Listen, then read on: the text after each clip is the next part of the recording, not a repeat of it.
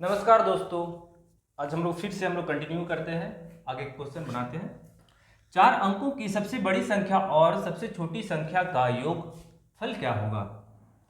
आगे देखते हैं 4 अंकों की सबसे बड़ी संख्या। 4 अंकों की सबसे बड़ी संख्या हो जाएगा 4 9 हो जाएगा। 4 कंटिन्यू 9 लिखेंगे। उसके बाद सबसे छोटी संख्या 4 अंकों की सबसे छोटी संख्या क्या हो जाएगा, तो 1 के बाद 3 0 हो जाएगा। दोनों को क्या बोला है, योगफल करने बोला है। योगफल मतलब हम लोग जानते हैं, योगफल मीन्स होता है प्लस यानी जोड़ होता है। दोनों को जोड़ देंगे। 9 में 0 9 हो जाएगा, 9 में 0 9, फिर 9 हो जाएगा और 1 10 हो जाएगा। 9 और 1 10। हम लोग का आंसर आ रहा है इसमें 10,999।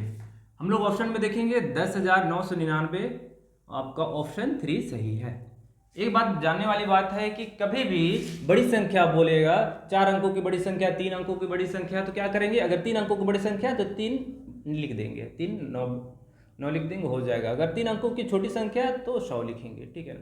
एक के साथ में 2 0 3 0 जैसा उसका अंक रहता है उसके अनुसार से हम लोग काउंट करके लिख देते हैं। अगर 2 अंकों की बड़ी संख्या क्या हो जाएगा, तो 99 हो जाएगा, और 2 अंकों की सबसे छोटी संख्या 10 हो जाएगा, यानी 10 हो जाएगा, ठीक है। ये हमेशा ध्यान रखना है। बड़ी में हमेशा क्या आता है, बड़ी में हमेशा 99 आता है, ठीक है। और छोटी में क्या होता है, छोटी में 1 के बाद जितना संख्या बोलता है उतना हम लोग 0 लगा देते हैं, 1 को भी काउंट करते हैं। आगे देखते हैं 8 नंबर।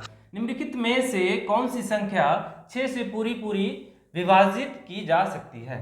तो देखेंगे 6 से, ये 4 ऑप्शन है जिसमें देखेंगे कि 6 से कौन सा ऑप्शन पूरी तरह से भाग जाता है। सबसे पहले पहला देखते हैं।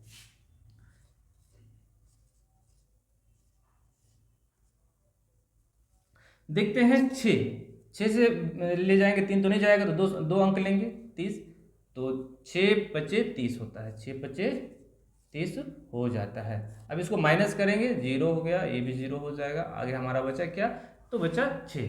अब 6 1 का 6, 6 का 6, ये भी पूरी तरह से कट गया, यानी हमारा पहला ऑप्शन बिल्कुल सही बन रहा है। तो जैसा क्वेश्चन बोला है कि 6 से पूरा पूरा विभाजित हो जाए, तो विभाजित हमारा कौन आ रहा है, पहला में ही सही हो गया। अगर पहला सही नहीं होता तो दूसरा देखते, तीसरा देखते, चौथा देखते हैं। तो इस तरह से अपने से प्रैक्टिस करना है और इस तरह से अपने से समझ कर बनाना है। 19 में कौन सी छोटी संख्या जोड़ने पर योगफल 3 से पूर्णतः विभाजित हो जाएगी। अब देखना है कि 19 में क्वेश्चन के अनुसार 19 में सबसे छोटी संख्या क्या जोड़ेंगे जो 3 से भाग भी जाना चाहिए टोटल, है ना। तो पहले 19 लिखेंगे। 19 में देखेंगे कि क्या ऐसा ऐड करेंगे, क्या ऐसा जोड़ेंगे। 4 ऑप्शन दिए हुए हैं, 3 दिया हुआ है, 2 दिया हुआ है, 1 दिया हुआ है, 6 दिया हुआ है। तो चारों ऑप्शन में क्या चीज़ हम लोग जोड़ेंगे, योग करेंगे जो 3 से भी विभाजित हो जाना चाहिए, यानी 3 का पहाड़ा में आ जाना चाहिए, टेबल में आ जाना चाहिए। 19 है, पहला देखते हैं, 3 जोड़ते हैं। 3 जोड़ेंगे तो कितना हो जाएगा, इधर हो जाएगा 2 और इधर हो जाएगा 2, 22 हो रहा है। 19 में हम लोग 3 जोड़ेंगे तो 22 हो रहा है, तो ये बिल्कुल नहीं होगा। आगे देखते हैं दूसरा नंबर। 19 में हम लोग 2 जोड़ेंगे, 2 जोड़ने पे क्या हो जाएगा, 11 हो जाएगा, और इधर 1 और 1 हो जाएगा 2, 21। अब हम लोग देखेंगे कि 3 का पहाड़ा में 21 आ जाता है, 7 बार में 21।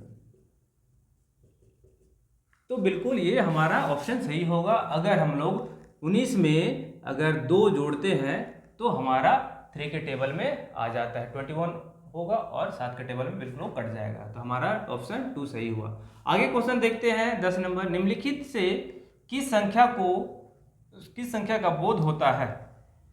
तो ये समझने वाली बात है, इसको ऐड करेंगे, ये पूरी तरह से ऐड होगा, इनटू होकर ऐड होगा, गुना करने के बाद ऐड करेंगे, और कौन सा ऑप्शन आएगा वो हम लोग देखेंगे। यानी यहाँ पर एक चीज़ ध्यान देने वाली बात है कि 10 में अगर 3 पावर है तो इसका क्या होगा, ये हो जाएगा, यानी 3 का पावर 10 क्या होगा, 3 बार गुना होगा तो हमारा 1000 होगा। उसी तरह सबको ऐड करेंगे तो ये हमारा होगा 8000 पहला का। उसके बाद दूसरा का क्या होगा, 10 का पावर स्क्वायर में दिया हुआ है, होल स्क्वायर, तो इसका हो जाएगा 400 हो जाएगा। आगे देखते हैं 0 का पावर है इसमें, तो इसका अगर 0 हो रहा है तो समझ जाइए इसका 0 का 0 ही हो जाएगा। अगर 0 किसी चीज़ को अगर गुना करते हैं 0 से तो वो ऑब्वियसली जीरो ही हो जाता। आगे देखते हैं 5 का, इसका पावर अगर ये रहे जीरो रहे तो इसका मतलब होता है 1, और 5 को एक से गुना होगा तो 5 ही हो जाएगा। 5 को 1 से गुना करेंगे 5 ही हो जाएगा। अब हम सबको जोड़ेंगे, ये 5 हो गया, ये 0 हो गया, ये 4 हो गया, ये 8 हो गया। ऑप्शन के अनुसार हम लोग देखेंगे तो तीसरा ऑप्शन बिल्कुल सही लग रहा है, ठीक है ना। हम लोग ये बनाने का विधि है। 11 नंबर क्वेश्चन हम लोग देखते हैं, 80 का अभाज्य गुणनखंड है। 80 का सबसे पहले हम लोग अभाज्य गुणनखंड करेंगे। 80 का गुणनखंड हम लोग करेंगे। सबसे पहले हम लोग छोटा से छोटा अंकों से हम लोग गुणनखंड करने की कोशिश करेंगे। 2 से करेंगे, 2 चौके 8, 0 का 0 उतर जाएगा। फिर से हम लोग 2 का टेबल में जाएगा, 2 दूनी 4, फिर से 0 हो जाएगा। 2 से फिर जा रहा है, 2 एक का 2, अरे तो 0 हो जाएगा। फिर 2 से जाएगा तो 2 पच्चे 10, लास्ट में 5 से जाएगा, 5 एक का 5। अब हम लोग देखेंगे कि क्या क्या हमारा आ रहा है। तो हम लोग देखेंगे 1 2 3 4, 4 2 आया है, उसके बाद 1 5 आया है। ये ऑप्शन देखेंगे कहाँ मैच कर रहा है, यानी ये 4 2 और 1 5 हमारा पहला ऑप्शन बिल्कुल राइट है।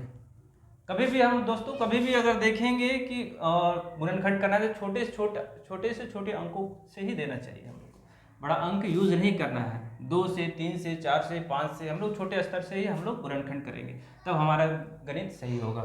आगे देखते हैं 12 नंबर, प्रथम 2 अभाज्य संख्याओं का योग कितना होगा। तो प्रथम यानी शुरू से हम लोग देखेंगे कि अभाज्य 2 होता है, अभाज्य संख्या 3 होता है, 5 होता है, 7 होता है। लेकिन हम लोग देखेंगे प्रथम 2, सिर्फ 2 बोला गया है, पहला और दूसरा, है ना। तो पहला हो गया और दूसरा हो गया, दोनों का योगफल बोला है। योग मतलब जोड़, दोनों को जोड़ देते हैं, हमारा आएगा 2 3 5 और हमारा आंसर आ रहा है 5। बिल्कुल देखते हैं ऑप्शन में दूसरा नंबर सही है।